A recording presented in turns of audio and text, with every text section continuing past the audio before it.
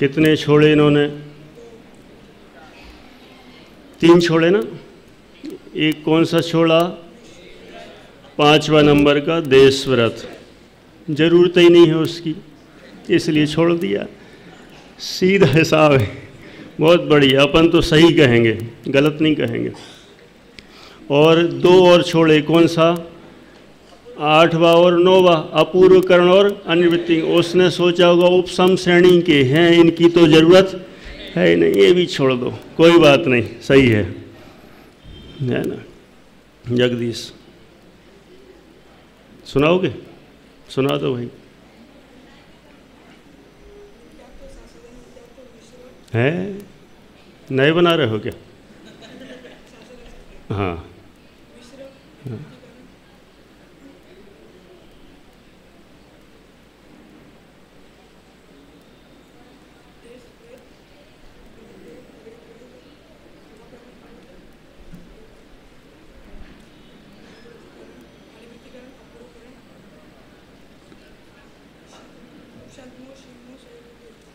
चलो बैठ जाओ। नहीं बस। अच्छा, मैंने ऐसा सुना है कुछ फर्स्ट ईयर में ऐसे ही विद्यार्थी हैं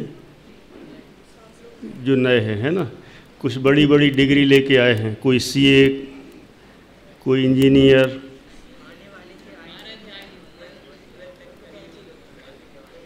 रिजर्वेशन नहीं मिला?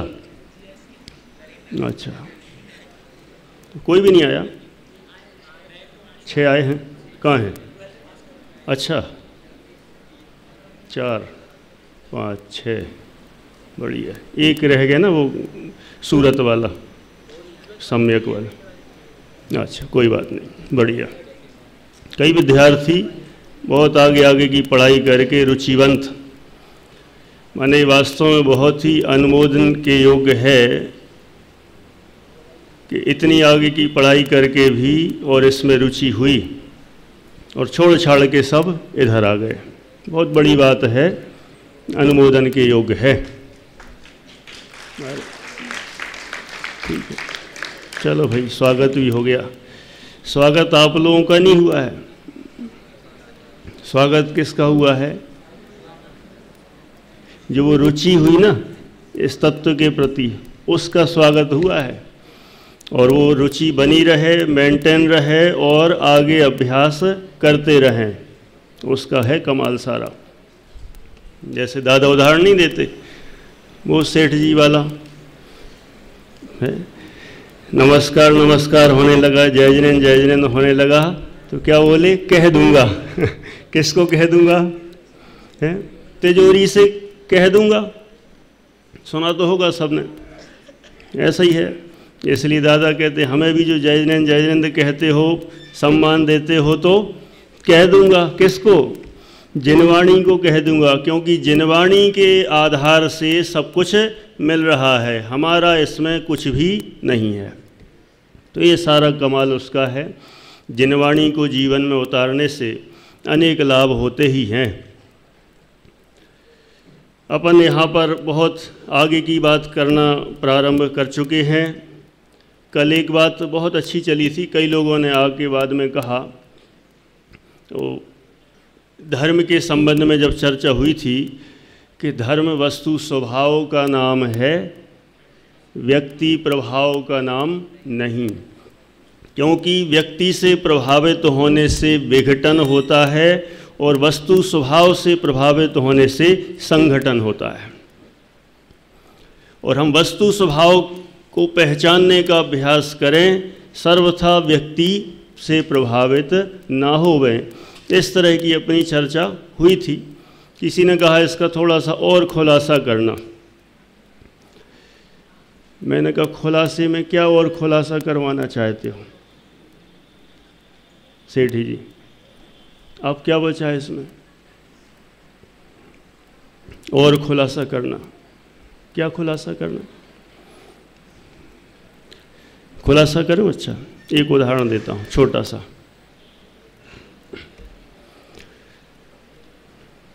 एक लड़के ने दूसरे लड़के को थप्पड़ मारा।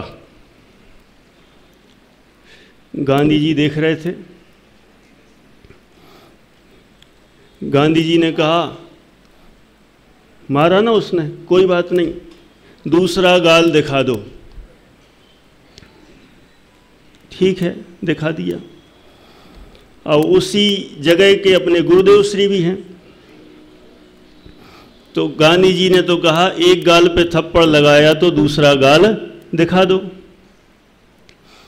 गुरुदेव श्री ने अपनी भाषा में कहा, उनने अपनी भाषा में कहा, गांधी जी ने और गुरुदेव श्री ने कहा कि भूलेला भगवान छे। क्या बोला उन्होंने? भूला भगवान है, बदला मत लो, मार दिया तो मार दो, भूला भगवान है लेकिन है तो आखिर भगवान। क्या है? भूला भगवान है लेकिन है तो भगवान। कुछ मत कहो। हमारे आचार्य श्री कर्म सिद्धांत के ज्ञाता,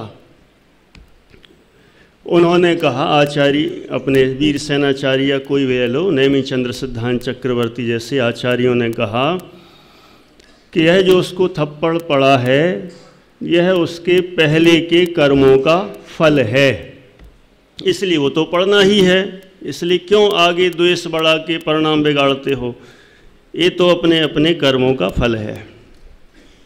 3 पॉइंट हो गए।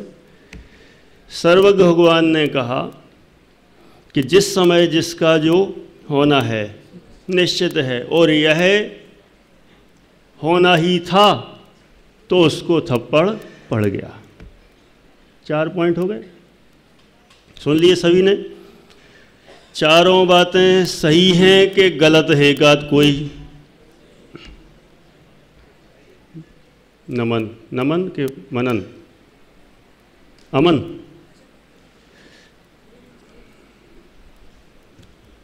बंद है, चालू ही है, ये चालू में भी बंद है। रिपीट किया तो हो गया। चारों बातें हो गई। मेरा प्रश्न है, आवाज़ थोड़ी सी कम कर दें, ये चारों बातें सत्य हैं कि नहीं? मंथन, कोई नहीं बोल रहा है। ऐसा लग रहा है कुछ गड़बड़ ना हो जाए। इतनी सरल सीधी सी बात है लेकिन क्या पता कौन सा रहस्य छिपा हुआ हो। कोई रहस्य है? चारों बातें जो कही गई, चारों बातें सत्य हैं कि नहीं? अरे तो जोर से बोलो भाई। सत्य हैं। और 4 बातें कहने वाले जो चारों व्यक्ति हैं वो चारों ही कहने वाले भी सच्चे हैं कि नहीं? सच्चे हैं, सच्चे हैं ना? चारों बातें सच्ची हैं और कहने वाले भी चारों सच्चे हैं। अब मुझे बताओ चारों में से कौन महान?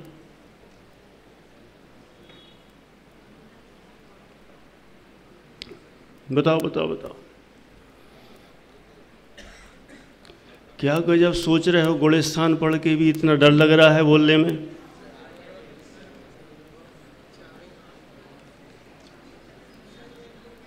अच्छा, और ये चारों बातें मैंने कह दी, एक और हमारा भी नंबर ऐड कर लो उसमें। उन्होंने तो एक एक बात कही और हमने चारों बातें कह दी। मुझे बताओ कि इन सब में कौन महान? बहुत कठिन लग रहा है, ऐसा लग रहा है इतना बड़ा प्रश्न पूछ लिया, साइंस का, मैथ्स का, काय का पूछ लिया, कॉमर्स का, कोई अकाउंट का पूछ लिया क्या? कहीं कहाँ का पूछा? कौन बड़ा चारों में से, कौन महान? कोई नहीं बता सकता। है कोई बताने वाला?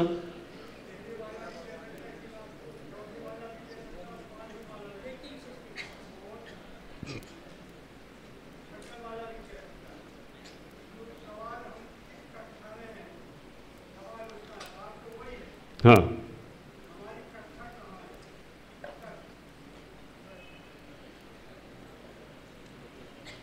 ज़्यादा समझ में नहीं आया मुझे। कोई बात नहीं, आपने तो ये कहा कि चारों ने कहा, फिर 5वें ने कहा, छठे वाला भी कहे, तो सबकी बात सही है जो भी है। हाँ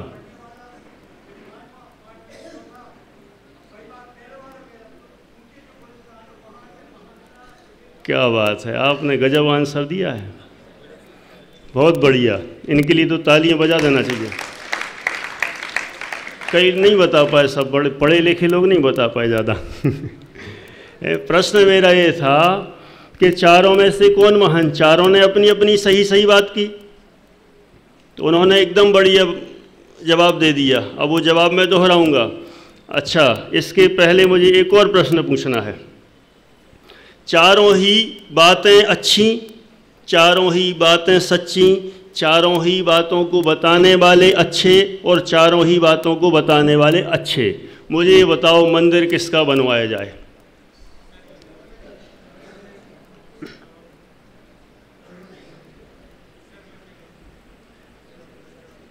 है किसका?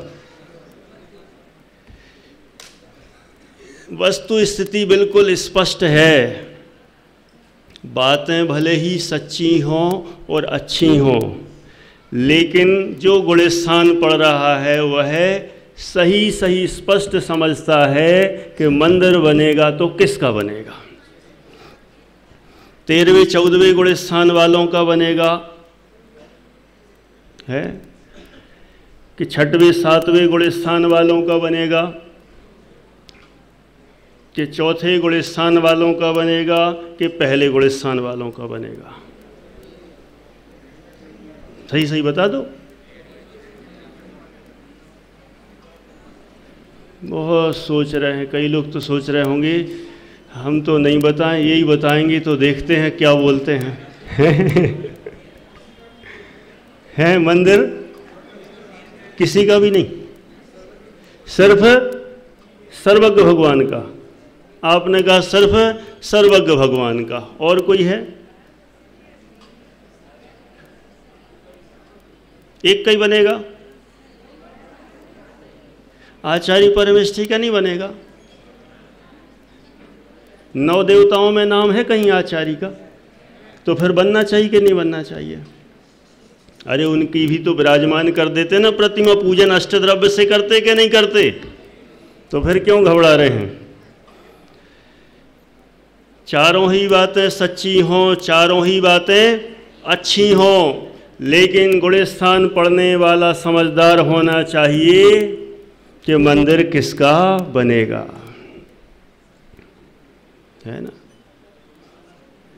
आपने कहा था ना, वो दादाजी बोले कि गुलिस्तान पढ़ रहे हैं तो गुलिस्तान के अनुसार जवाब दिया। पहले ही अपनी चर्चा हो गई थी। क्या चर्चा हो गई थी? कि पूज्यता का व्यवहार कहाँ से है? 6वें 7वें गुलिस्तान से है। तो वहाँ आचार्य पूज्य हैं और भगवान पूज्य हैं, मंदिर तो उनका बनेगा। गांधी जी का क्यों? क्या गजब की बात कही। एक इधर थप्पड़ लगाओ तो कोई बात नहीं, दूसरा गाल दिखा दो, क्या महान है। देखिए, बातें सच्ची हो सकती हैं, अच्छी हो सकती हैं, लेकिन किसको कितना स्थान देना वो हमें निर्णय करना चाहिए। और ये हम गुलिस्तान के माध्यम से, जो अपनी बात हुई थी पहले ही, कि गुलिस्तान के माध्यम से किसका कौन सा पद है, क्या मर्यादाएं हैं, वो हमें समझना चाहिए। एक तो ये बात हो गई पहले की। दूसरी, इसमें और एक बात करना है कि हमने एक और कल देखा था कि वस्तु स्वभाव से हमें देखना है, व्यक्ति प्रभाव से नहीं। वस्तु स्थिति यदि हमें पता चल जाती है कि वस्तु स्थिति ऐसी है, उसको स्वीकार कर लेना चाहिए, नहीं तो ग्रुप बनने में देरी लगती नहीं है। बहुत ऐसे ही है काम संसार में।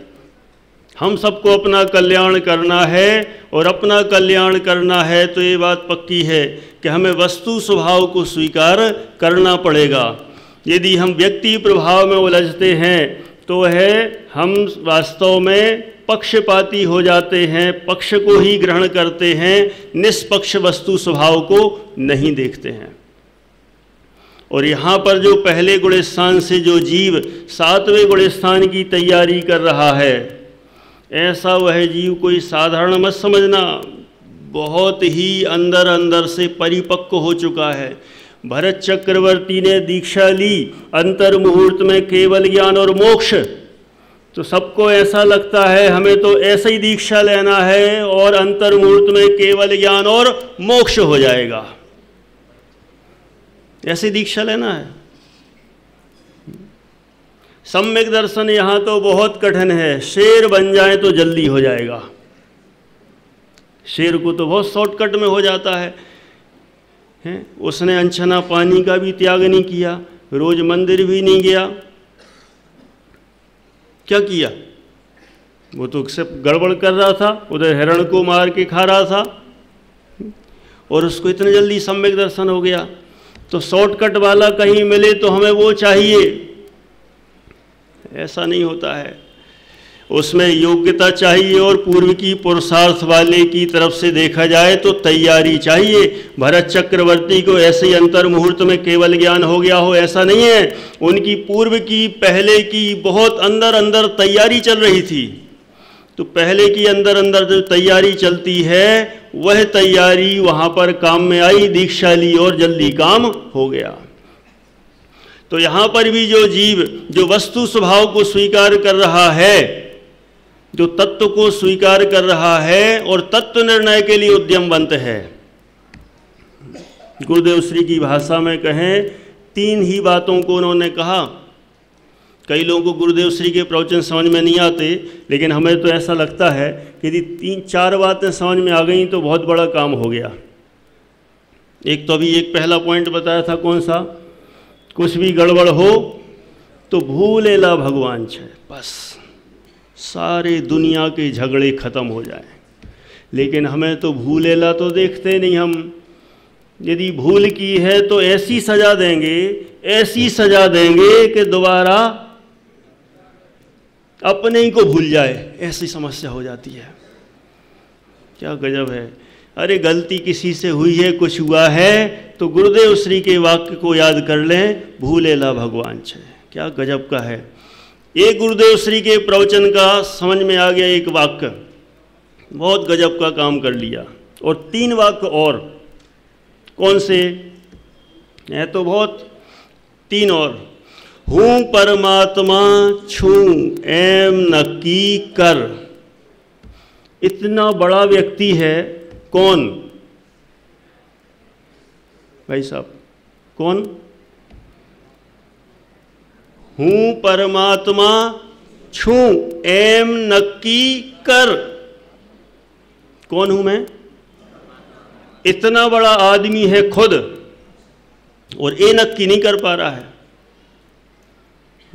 छोटे छोटे छोटे छोटे काम करने में हम इधर उधर उधर, राग द्वेष, ये ऐसे वो वैसे, इनने ऐसा क्यों बोला, उनने ऐसा क्यों बोला, ये उनके पास जाते हैं, उनके पास जाते हैं, उनको नहीं मानते, उनको नहीं मानते। किसको नहीं मानते भैया? इससे कुछ नहीं मिलने वाला है।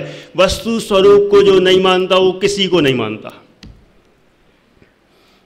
दुनिया में बहुत ऐसा ही चल रहा है। और ऐसा यदि करना है और स्वाध्याय करके भी हम ऐसे ही करें तो दुनिया वालों में और हम में क्या अंतर रहा। इसलिए तो अपने 3, हूँ परमात्मा छूं एम नक्की कर। दूसरा, हूँ परमात्मा छूं एम निर्णय कर।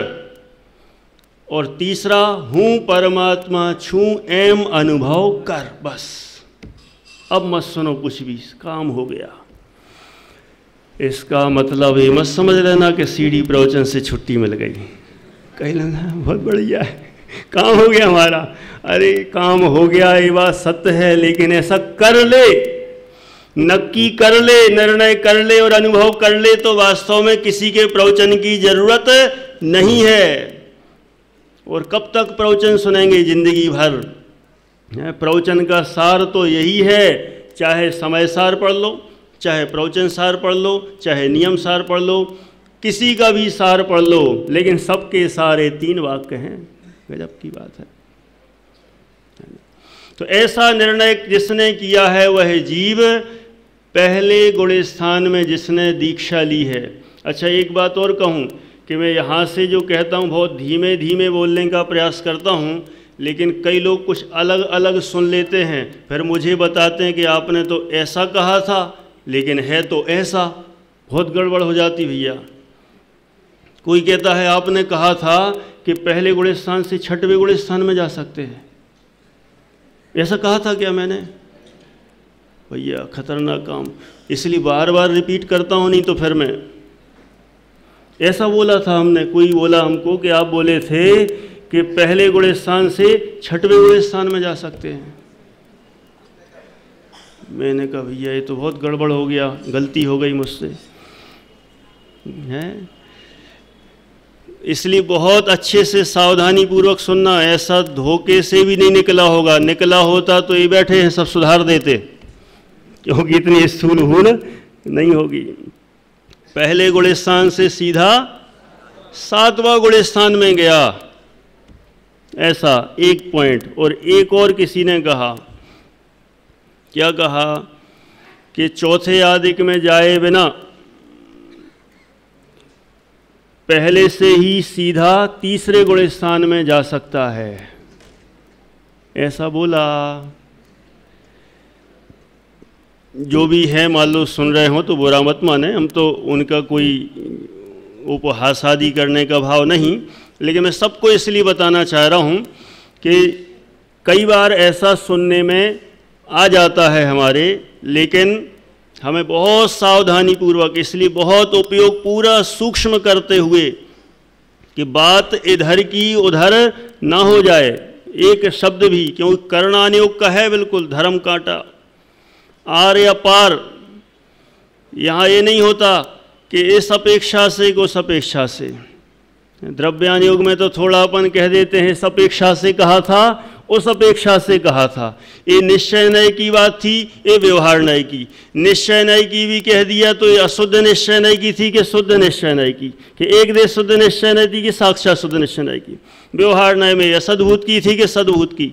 बहुत सारी विवक्षाएं हो जाती हैं, लेकिन यहाँ तो जो है सो वैसा है, इसलिए बहुत सावधानी पूर्वक सुनने का प्रयास करना है। तो पहले गुलिस्तान में जिस जीव ने दीक्षा ली है, वह जीव यदि पुरुषार्थ करता है तो डायरेक्ट 7वें गुलिस्तान में चला जाता है। लेकिन इसका अर्थ मत निकालना, क्या सेठ जी कह गए, हम समझ भी गए, क्या कह दिया, इसका अर्थ मत निकाल लेना जिन जिन ने पहले गुलिस्तान में दीक्षा ली है वे सबके सब 7वें में ही जाएंगे, हैं? ऐसा मत समझ लेना। पहले गुलिस्तान में जिन्होंने दीक्षा ली है, हो सकता है कि आजीवन पहले ही में रहें। कहाँ रहें? पहले ही में रहें। और पहले गुलिस्तान में जिन्होंने दीक्षा ली है, ऐसे जीव मिथ्यात्व और अनंतानुबंधी का अभाव करते हुए चौथे गुलिस्तान में भी जा सकते हैं। ठीक है? कहाँ से? पहले से चौथे में। कौन? वो द्रव्यलिंगी मुनिराज भी। और चौथे गुलिस्तान में गए, सम्यक दर्शन प्राप्त हो गया, मिथ्यात्व अनंतानुबंधी का भाव हो गया, अप्रत्यख्यान अवर्ण कषाय का वहाँ क्या है? उदय है। अब मुझे बताओ, ऐसे वो सम्यक दृष्टि मुनिराज द्रव्यलिंगी है कि भावलिंगी?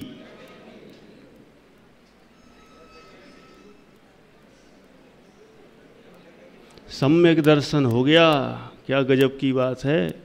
ऐसे सम्यक दृष्टि मुनिराज, सम्यक तो सहित हो गए, तो कौन से हो गए? द्रव्यलिंगी के भावलिंगी? कई लोग द्रव्यलिंगी बोल रहे हैं, कोई दबी आवाज में भावलिंगी भी बोल रहे हैं। भावलिंगी कहेगा क्या कोई? तो क्या है वो? द्रव्यलिंगी। सम्यक दर्शन हो गया तब भी द्रव्यलिंगी? अशोक जी ऐसे कैसे हो सकता है? कई लोग हमें ही बताते हैं कि सम्यक दर्शन हो जाए तो भावलिंगी, क्योंकि भावलिंगपना तो सम्यक दर्शन होने से ही होता है ना। किससे होता है? सम्यक दर्शन होने से भावलिंगपना नहीं होता है। क्या नहीं सुना? अच्छा, अलिंग आपने नया निकाला।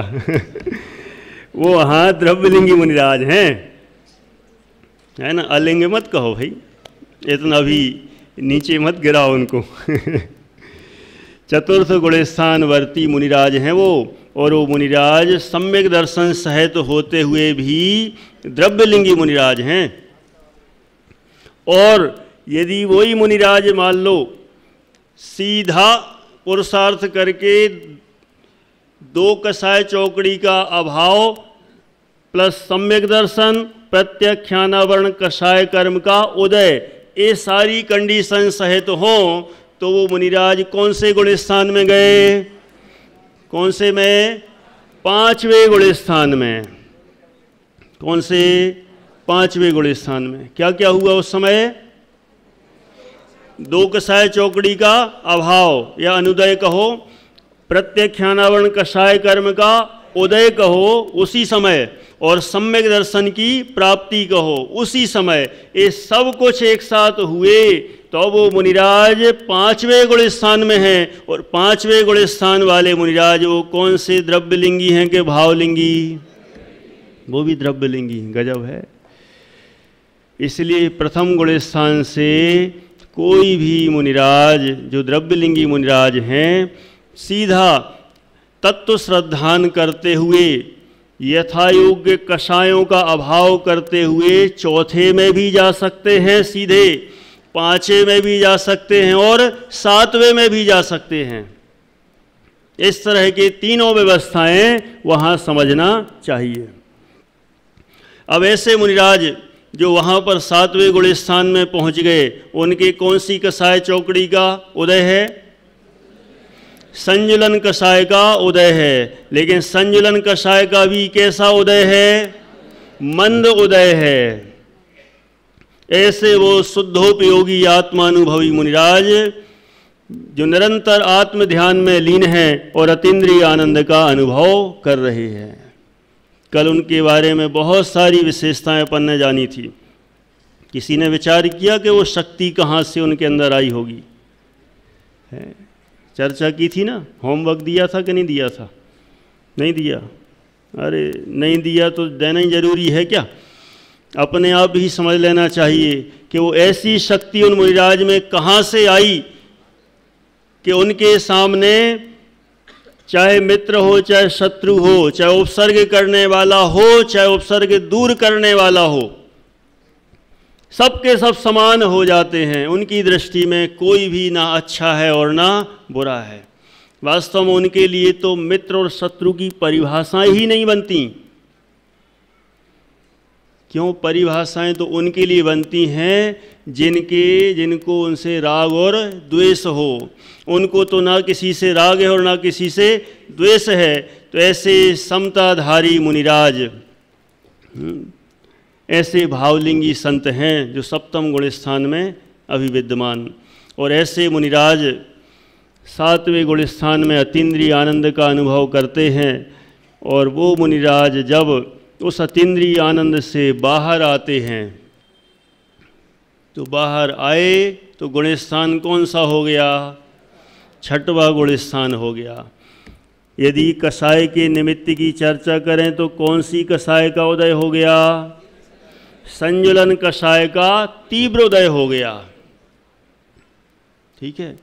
उस संजुलन कषाय के तीव्र उदय से वो छठवें गुण स्थान वाले मुनिराज होते हैं। ऐसे उन मुनिराजों की चर्चा हमें करना है जिनकी हम बहुत महिमा गाते हैं, बहुत स्तुतियाँ पढ़ते हैं, बहुत ही भक्ति करते हैं, भावनाएं भी भाते हैं कि संत साधु वन के विचरूं वह घड़ी कब आएगी। बहुत अच्छी गजब की भक्ति है। लेते तो हो गई। कैसे लेते हो? कई लोग ऐसे लेते हैं, संत साधु वन के विचरूं। सही है, क्या कुछ भी दे जाओ, धचक धचक ढम ढमाढम। माने भक्ति क्या गा रहे हैं? भावना ये भा रहे हैं कि संत साधु बन के विचरूं वह घड़ी कब आएगी। माने उस समय चेहरा, अंदर के भाव भंगिमाएं अंदर से ऐसा लगे कि वास्तव में मुझे तो मुनिराज बनना है। और भी बहुत सारी भक्ति हैं। हाथ में पीछी कमंडलू ध्यान आत्म राम का, ये दूसरी भक्ति। तो वहाँ पर भी कैसे भाव आए, यही है ना, ऐसी भक्ति में है।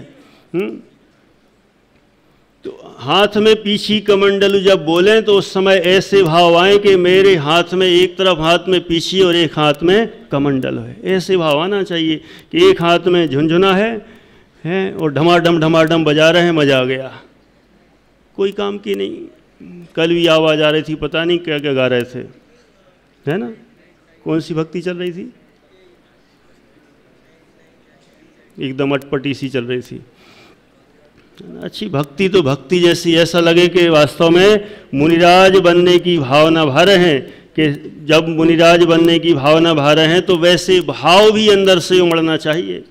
कहीं पे भी धमाधम तालियां बजा दी और नृत्य कर लिया और खूब ढोलक बजा ली तो अपनी भक्ति हो गई, ऐसे भक्ति नहीं। वहाँ तो हो सकता है कि भक्ति की जगह अभिनय कर दी हो हमने, कुछ नहीं कह सकते।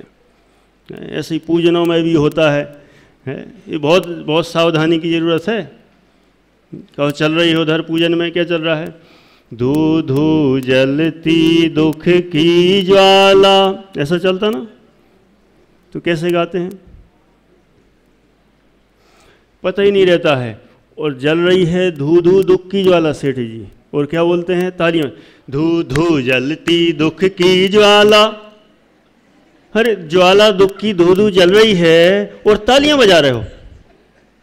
इधर अंदर दुख की ज्वाला जल रही है और क्या गजब, कुछ पता ही नहीं है कि हम क्या बोल रहे हैं। बहुत गड़बड़ है। अपन पूजन की लाइनें देखें जरा गंभीरता से। एक एक पूजन में कैसा, ज़्यादातर तो अधिकतम पूजन वैराग्यमयी हैं।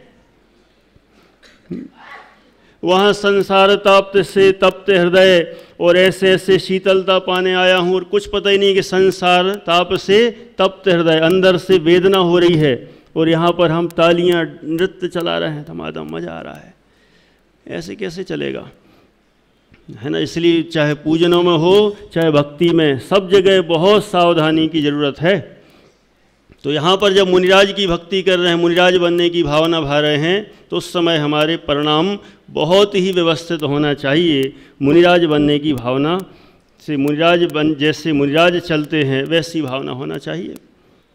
ऐसे मुनिराज हैं, क्षण क्षण में अंतर्मुख हो सिद्धों से बातें करते हैं। क्षण क्षण में अंतर्मुख हो रहे हैं, 7वें से 6वें, 6वें से फिर 7वें, कितने बार, हजारों बार। ऐसे मुनिराज जब 6वें गुण स्थान में आते हैं तो 6वें गुण स्थान में संजुलन कषाय का तीव्र उदय होता है।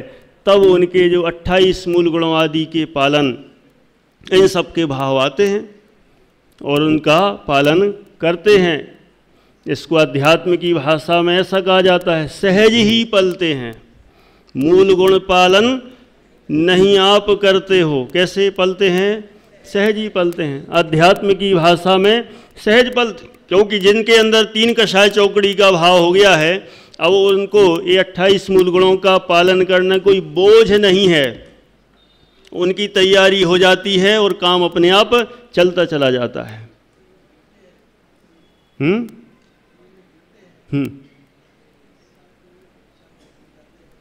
फिर से एक बार, 6वें में गिरते हैं, आते नहीं हैं, एक ही बात है, कोई बड़ी बात नहीं है। आपका कहना है कि 7वें गुण स्थान से 6वें में गिरते हैं, आते नहीं हैं। जबकि भाषा कुछ भी बोलो, 7वें से 6वें में आते हैं ऐसा कहो तो भी सही है, और 7वें से 6वें में गिरते हैं ऐसा भी कहो तो भी सही है। 7वें से 6वें में उतरते हैं ऐसा कहो तो भी कोई दिक्कत नहीं है। नाम ही है गमन आगमन। आगमन माने आते हैं, आगमन माने आना। तो आगमन कहो, उतरना कहो, गिरना कहो, सब एक ही बात है। तो ऐसे 6वें गुण स्थान में जो मुनिराज आए हैं, अब उनकी किस तरह की व्यवस्था है, कैसा उनका स्वरूप है, उसकी चर्चा अपन कर रहे हैं। छठवें गुण स्थान का नाम है प्रमत्त विरत। क्या नाम है? तो प्रमत्त विरत का अपन यदि खुलासा करेंगे, उसका संधि तोड़ेंगे तो क्या निकलेगा? प्रमत्त से विरत क्या निकलेगा? प्रमत्त से विरत, ऐसा निकलेगा ना? ऐसा नहीं निकलेगा अर्थ, क्योंकि वो प्रमत्त से विरत नहीं होते हैं, प्रमत्त सहित विरत। क्या लगाना है उसका अर्थ? प्रमत्त सहित विरत, माने प्रमत्त भी हैं और विरत भी हैं, लेकिन प्रमत्त से विरत नहीं हैं। फिर से बोलता हूं, प्रमत्त माने होता है प्रमाद, प्रमत्त माने प्रमाद है, प्रा माने प्रकृष्ट और मत्त माने प्रमाद है। तो ऐसे प्रमादों से वो युक्त होते हैं, सहित होते हैं। 15 प्रमाद होते हैं। कितने? 15 प्रमाद। विकहा तहा कसाया इंद्रियणिद्दा तहेव प्रणयोय प्रणयोय पण पण प्रणदय ते चदु कम सो भेदादु पुबस। अभी इनके गिनेंगे नाम। तो 15 प्रमादों से वो सहित होते हैं और विरत माने विरत भी होते हैं। तो किससे विरत होते हैं? त्रस हिंसा और स्थावर हिंसा, दोनों प्रकार की हिंसा से विरक्त होते हैं। किससे विरक्त होते हैं? त्रस हिंसा और स्थावर की हिंसा से विरक्त होते हैं।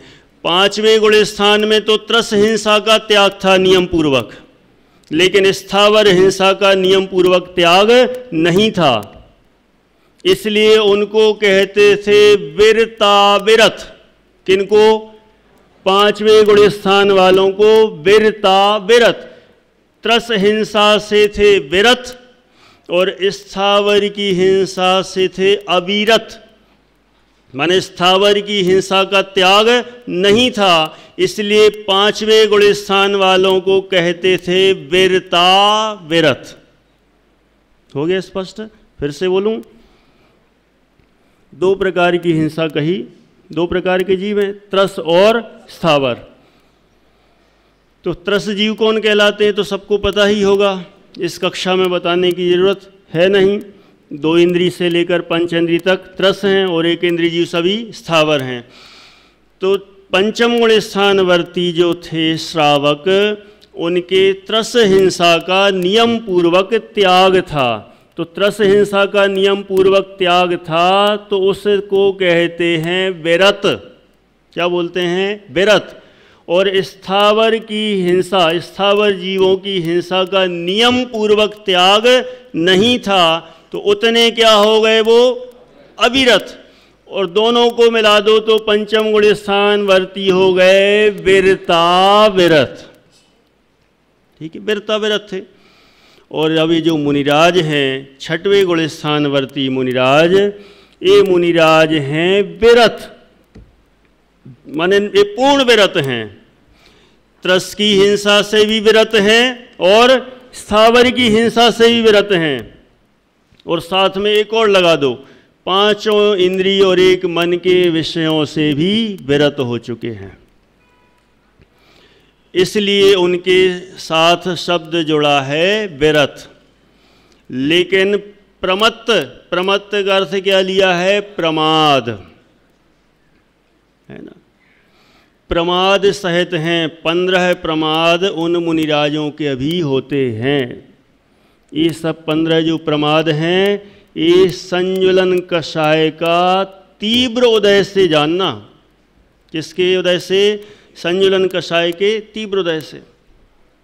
और उसी समय उस संज्वलन कषाय के तीव्र उदय में सारे काम उनके होते चले जाते हैं। जितने भी उनके आवश्यकों का पालन है, मूल गुणों का पालन है, ये सारा काम संज्वलन कषाय के तीव्र उदय से होता है।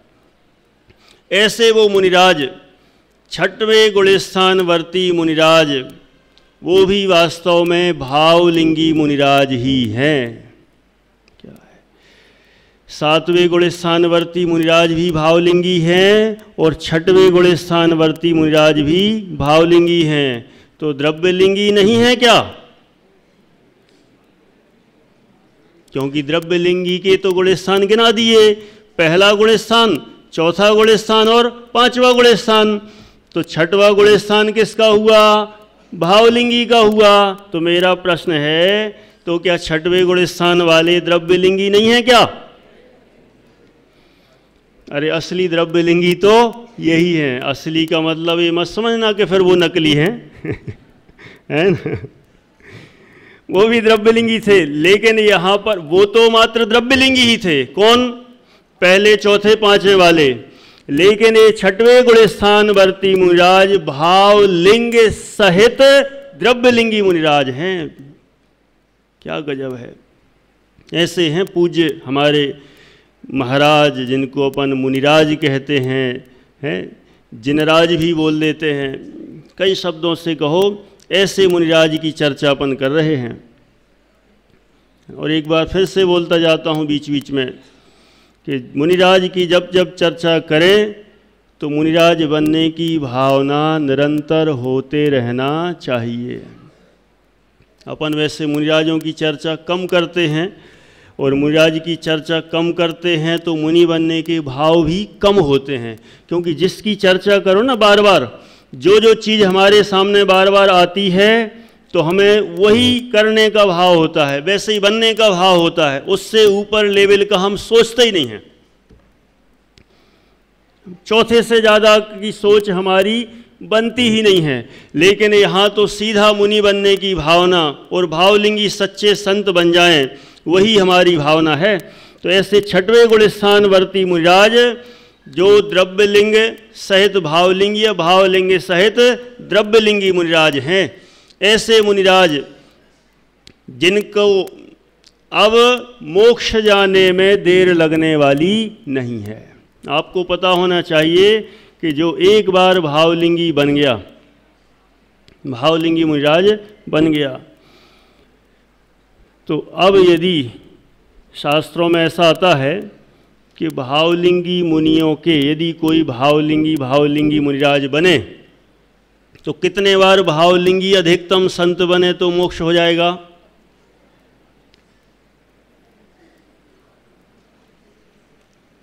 नहीं पता? कोई बात नहीं, वैसे आवाज़ तो आ गई 2-3 जगह से। यदि कोई भावलिंगी मुनिराज बना, मोक्ष नहीं जा पाया, वैसे तो उसी भाव से चला जाए, बहुत बढ़िया, जा सकते हैं, कोई बाधा नहीं है। मान लो नहीं गए, फिर अगले भाव में कभी मनुष्य बने, फिर भावलिंगी संत बन गए, फिर अगले भाव में कभी मनुष्य बने, फिर भावलिंगी संत बन गए। तो ऐसे अधिकतम भावलिंगी संतों के बनने का भाव कितने हैं? अधिकतम 3, इधर 4, 3 या 5।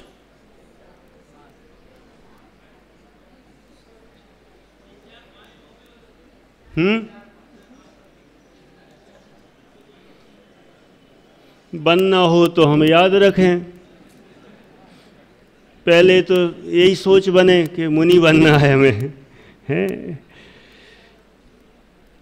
यदि कोई भावलिंगी संत बने, अरे आपने बिल्कुल सही कहा, बहुत बढ़िया, 32 बार भावलिंगी मुनिराज बन जावे, ऐसा भी हो सकता है। और 32वें बार में नियम से मोक्ष जाएगा ही जाएगा।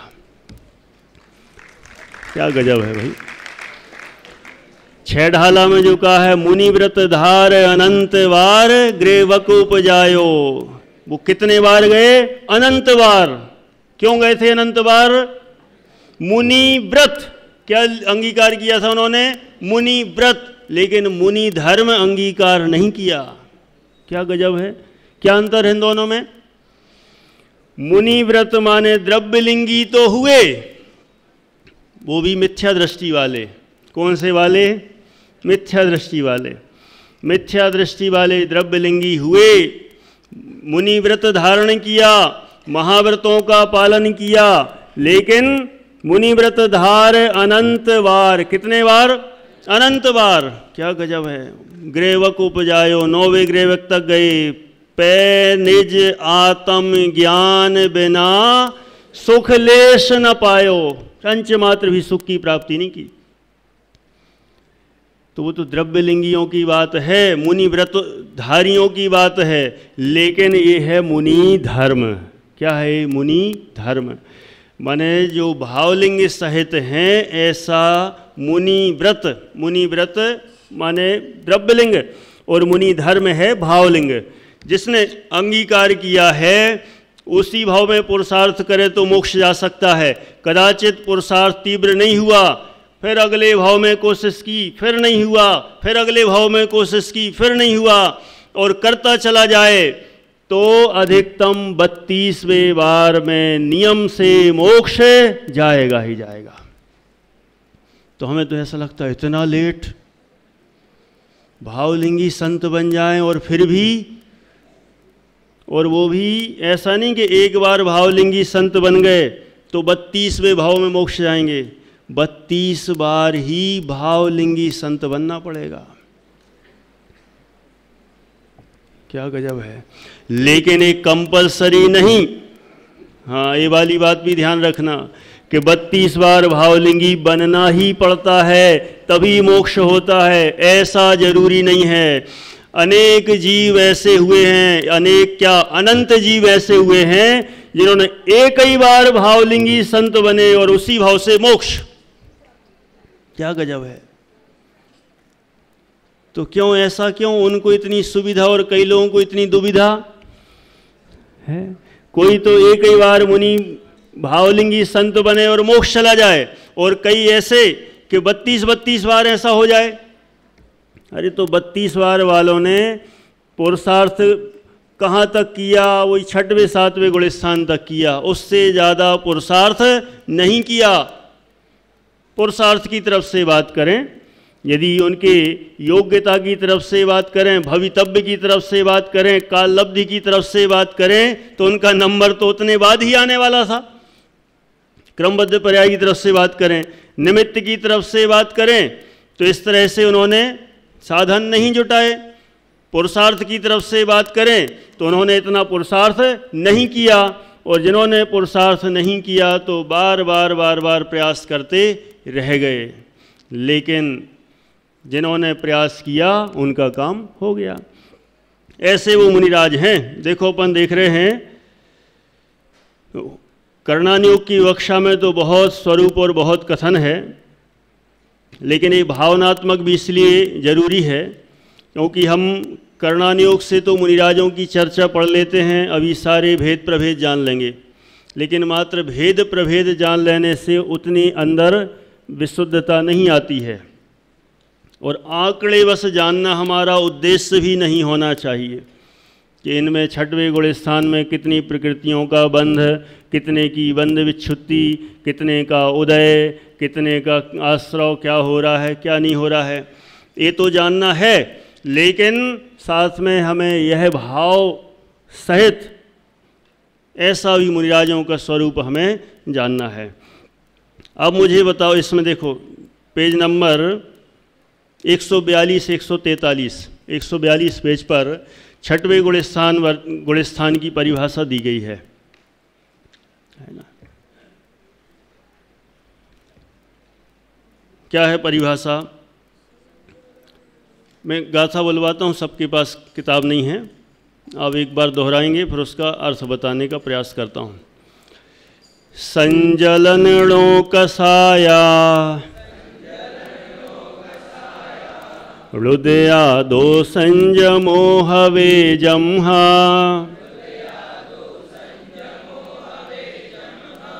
मल जनन पमादो बिये तम्हाहु पमत बिर दोसो।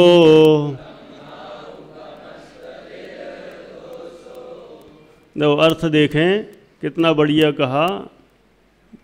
परस्पर में चर्चा मत करो भाई, काय का आनंद आ रहा है।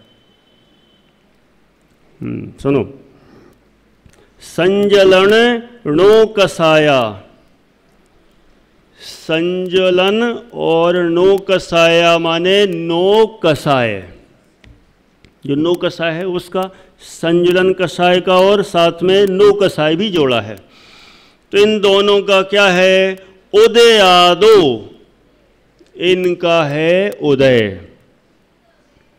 संजलनो कसायाणुदयादो संयमो हवे जम्हा, इनके उदय से, परिभाषा में स्पष्ट लिखा है संजुलन कषाय और नौ कषाय के उदय से संयमो हवे जम्हा, इनके संयम होता है। माने इनके उदय और साथ में उदय के साथ उनके संयम भी विद्यमान रहता है। और संयम भी होता है और क्या क्या और होता है? मल जनन पमादोवीय, मल को उत्पन्न करने वाला, पमादोवीय माने प्रमाद भी इनके पाया जाता है। प्रमाद का अर्थ क्या समझना? बहुत आलस आती है, जब भी देखो नींद आती है, उठने की इच्छा ही नहीं होती, ऐसा लगता है कौन उठे, कौन कहीं जाए,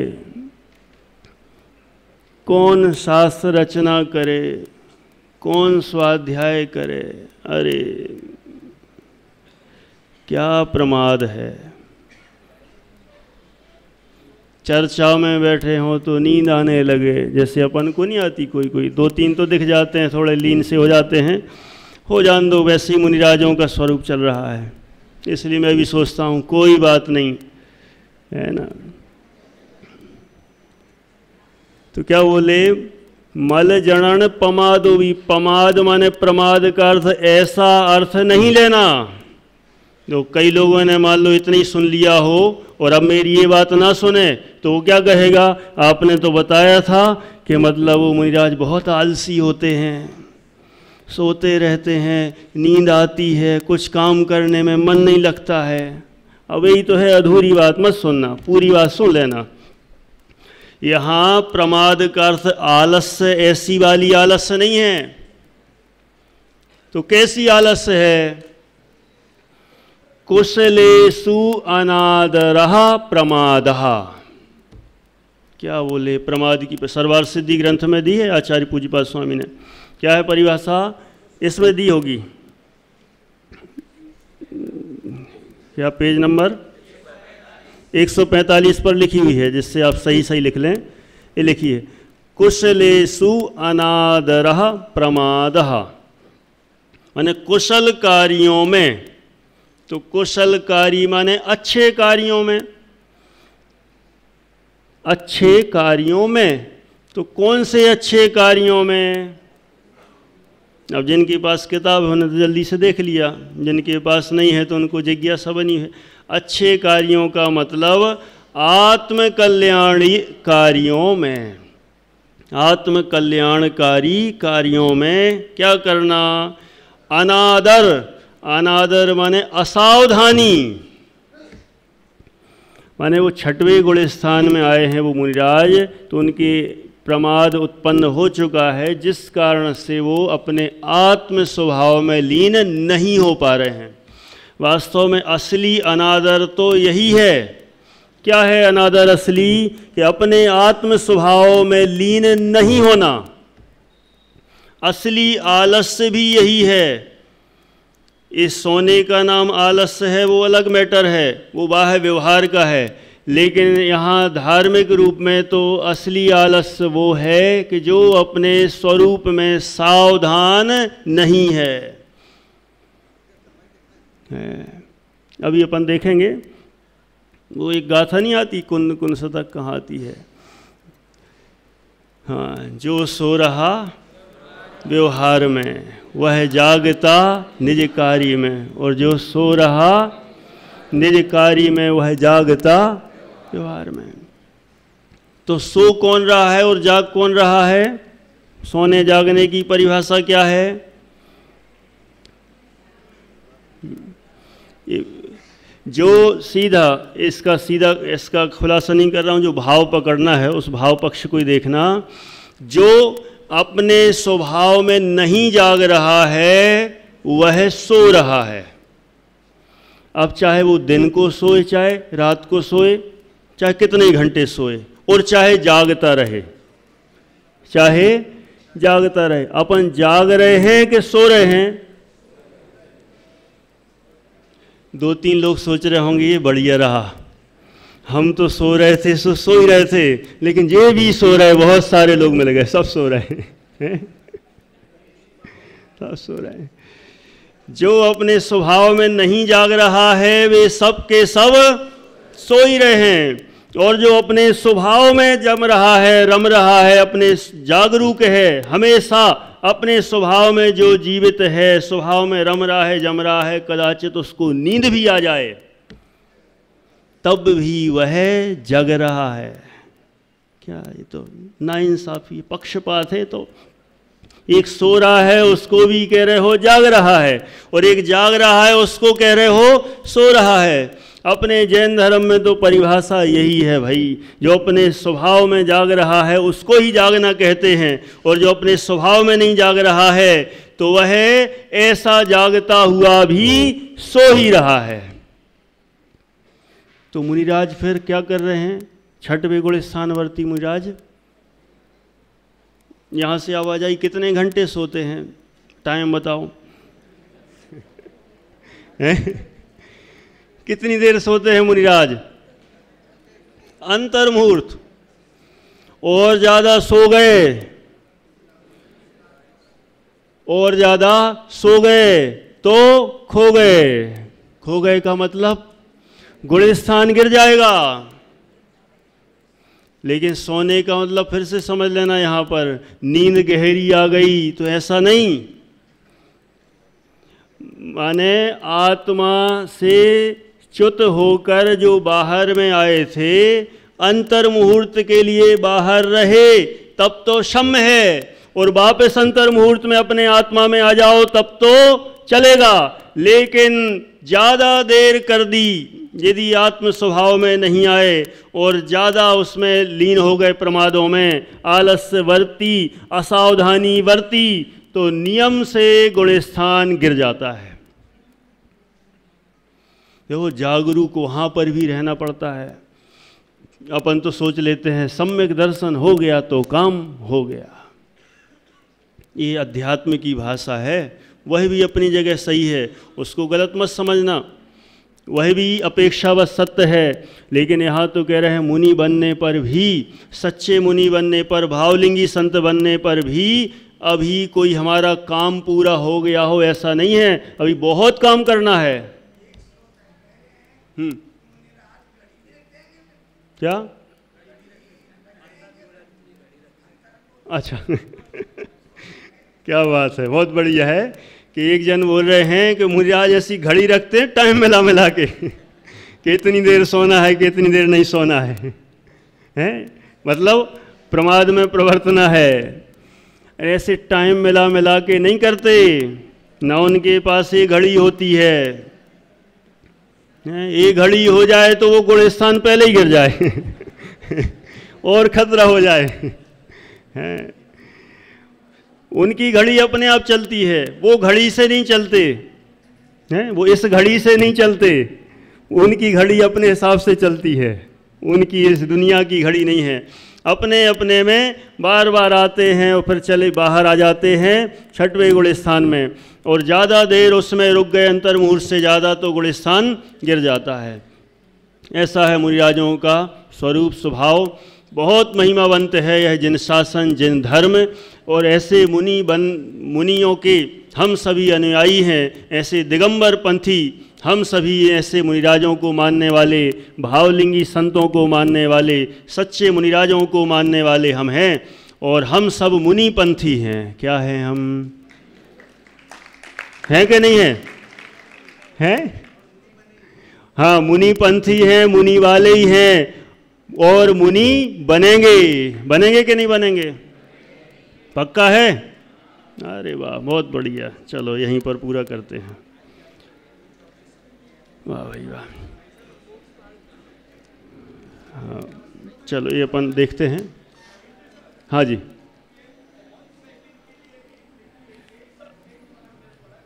वो अपन देखते हैं, कल अपन उसकी आगे चर्चा करते हैं। बिल्कुल, चलिए। बोले द्वादशांग जनवाणी माता की जय।